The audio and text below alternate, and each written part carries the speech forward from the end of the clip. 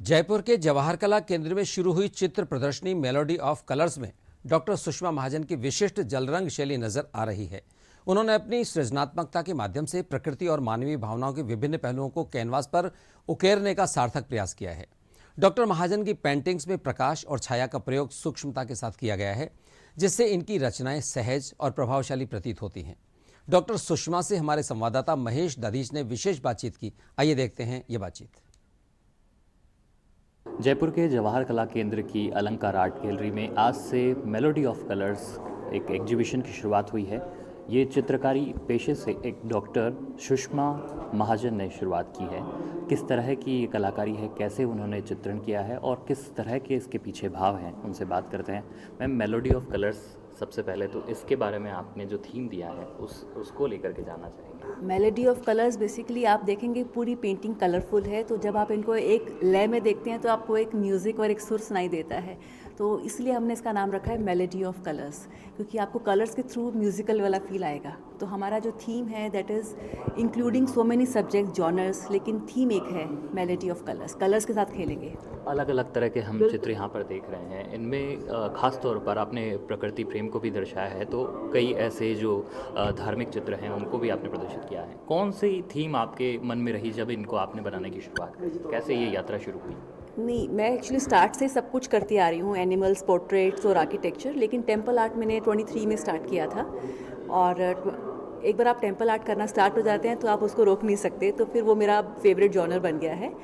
और सब चीज़ें अगर आप देखेंगे तो आसपास की ब्यूटी को कैप्चर करने के लिए बनाई हैं, तो इसके लिए कुछ सोचना नहीं पड़ता, जस्ट आपको आसपास देखना है, एक चीज़ चूज़ करनी है और आपको पेंट करना है। खास तौर पे आपने वाटर कलर्स का इस्तेमाल किया, यही क्यों खास बात? वाटर कलर्स इसलिए क्योंकि मेरे पास जिस टाइम कोविड लॉकडाउन हुआ, मेरे पास सिर्फ वाटर कलर्स ही थे घर पे, क्योंकि मेरी बेटी का 12th बोर्ड चल रहा था और उसके पास आर्ट सब्जेक्ट था। तो आर्ट में उसको एक वाटर कलर पोस्टर बनाना था, इसलिए उसके पास वाटर कलर्स थे और मेरे पास टाइम था, तो मैंने वाटर कलर से स्टार्ट किया। और एक बार आप उसको स्टार्ट कर देते हो फिर आप रोक नहीं पाते हो, फिर वही चलता रहता है। एक रेडियोलॉजिस्ट के नाते आप किस तरह देखते हैं कि डॉक्टर के मन में भी जो भावनाएं होती है और वो इस कला के जरिए निकलती है, किस तरह से आप तालमेल देखते हैं दोनों के बीच का? मेरा मेडिकल प्रोफेशन में होने का उससे शायद मैं थोड़ा सी एम्पैथी है मेरे अंदर, कंपैशन है, क्योंकि आप आसपास मरीज़ देखते हो जो कि इतना सफ़र कर रहे हैं, तो आपको थोड़ा ग्राउंडेड रखता है, क्योंकि आपको मालूम है लाइफ में जो it is very temporary phase ना, कभी भी कुछ भी हो सकता है। तो आपको कभी भी हवा में नहीं जाना चाहिए कि मेरा सब कुछ ठीक चल रहा है तो I am doing very good, तो ठीक है। तो वो आपको ग्राउंडेड रखते हैं, तो आपके अंदर एक कंपैशन, एक एम्पैथी हो जाती है। तो इसलिए जब भी मैं पेंटिंग बनाती हूँ तो इसमें मैं वो जो रॉ इमोशन है वो कैप्चर करना चाहती हूँ, जो डिवोशन है, जो इनोसेंस है, जो क्यूटनेस है, वो मेरे लिए बहुत मायने रखता है। विदेशों में भी इसको आपने प्रदर्शित किया, किस तरह का रिस्पॉन्स रहा है? पेरिस में मेरा नवंबर में 15 से 21 को एग्जीबिशन हुआ, उसमें मैंने आर्ट वर्क डिस्प्ले किए थे। उसमें मैंने इंडिया के आर्किटेक्चर और टेम्पल आर्ट को रिप्रेजेंट करने की कोशिश करी थी और लोगों को काफ़ी अप्रिसिएशन मिला मुझे।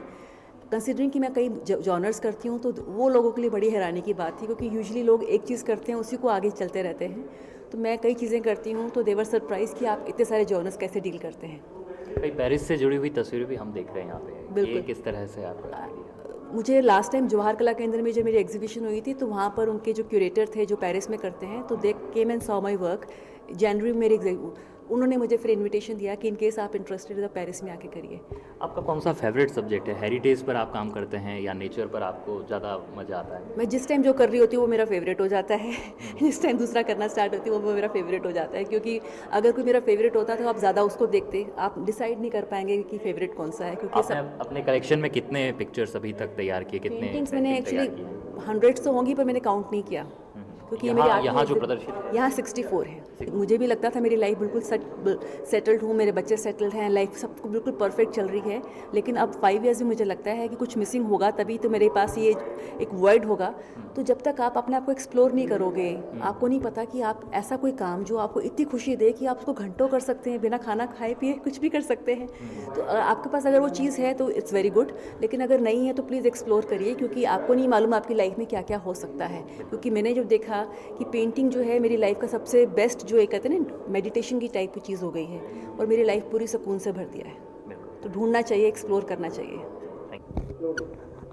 तो डॉक्टर सुषमा महाजन से हम बात कर रहे थे, जिनका यह कहना है कि ज़िंदगी में आप किसी भी प्रोफेशन से क्यों ना जुड़े हो, लेकिन अगर आपके भीतर शौक़ ज़िंदा है तो आप उसे बदस्तूर जारी रखिए और उसे कला का भाव दीजिए, ताकि वो फल फूल सके, आगे बढ़ सके, और इसी बात को उन्होंने अपने यहाँ चित्रों में प्रदर्शित भी किया है। कैमरा पर्सन केदार प्रसाद के साथ महेश दाधिच, डीडी न्यूज़, जयपुर।